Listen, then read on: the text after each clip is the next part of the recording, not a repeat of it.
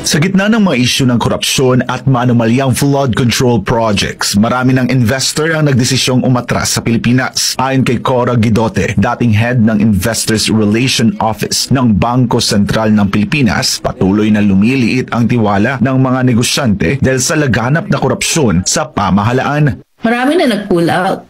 Actually, kasi nga, kumababa ang business confidence. At saka, corruption scares away investors. Bakit? Kasi it increases the cost of business. Siyempre, manghihingi ng lagay yung mga people that they deal with in government. If I'm an investor, asan ang ROI ko? Asan ang return on investment ko?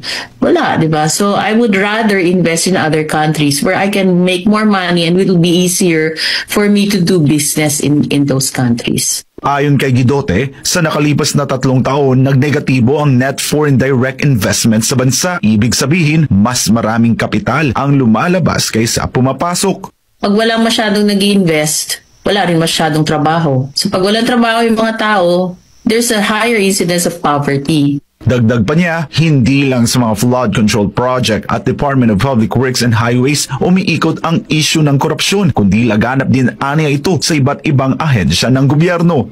As long as those other departments are not being checked, then the plunder will continue. Because greed is already systemic in the system. Nang tanungin kung paano muling maibabalik ang tiwala ng mga investor, ito ang tugon ni Guidote.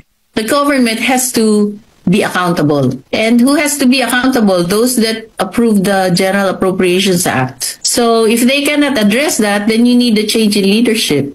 Kung hindi nila kayang maging accountable themselves, and I think that's almost an impossible demand for them to do because they want to stay in power. So we will have to demand for a change in leadership. Hopefully the President resigns. Para sa Diyos at sa Pilipinas kumahal, ako si Jason Rubrico.